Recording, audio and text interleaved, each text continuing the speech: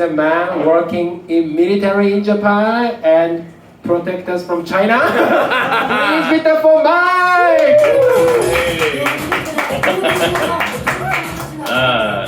Thank you, Meshda. I have to say that this set, I'm going to be responding to what you said in your act earlier, that Japan is where white people go to finally feel discrimination for once in their life. And I was so excited. There's something romantic about being the noble victim of this oppressive force that doesn't know me. They don't understand me, and they treat me so unfairly as a gaijin.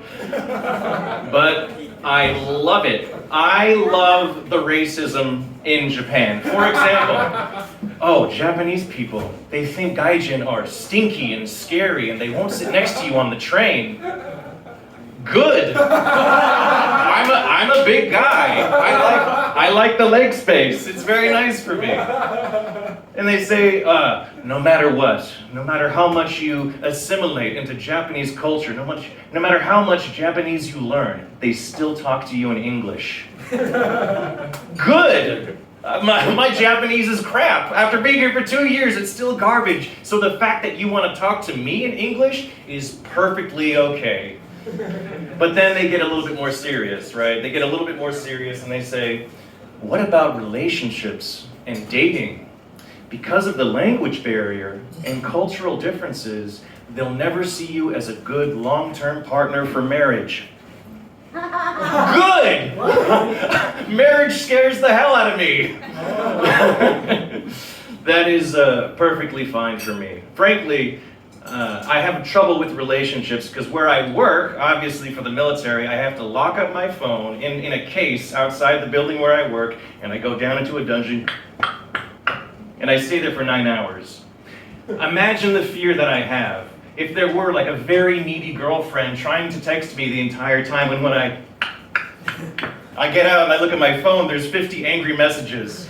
It's like, it's too scary for me. And that's why I prefer the Japanese style of just ghosting someone. Just disappear forever. Never respond to them ever again. Because every time I leave my building and I go up, oh, no texts.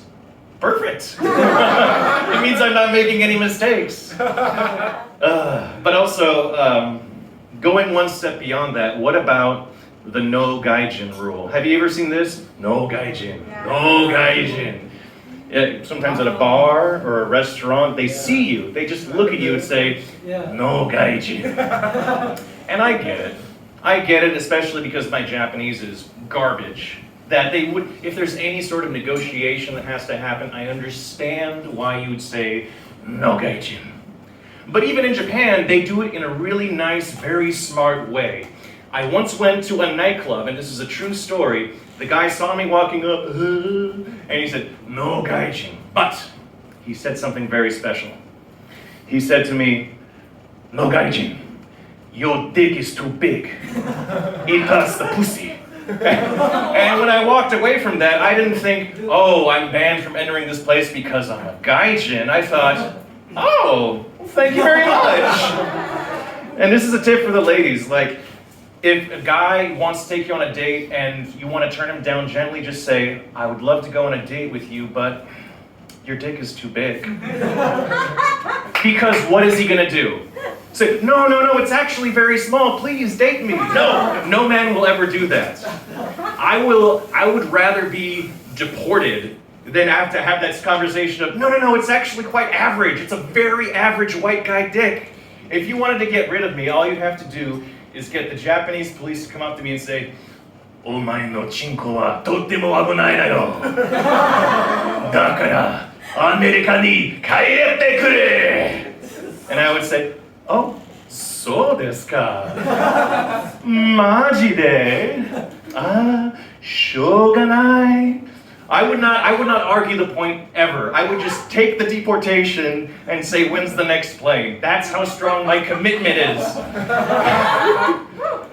So, I wish I had more stories of like racism or discrimination as a gaijin, but honestly, it has been great here, and I love it. So, thank you guys very much. That's all I have.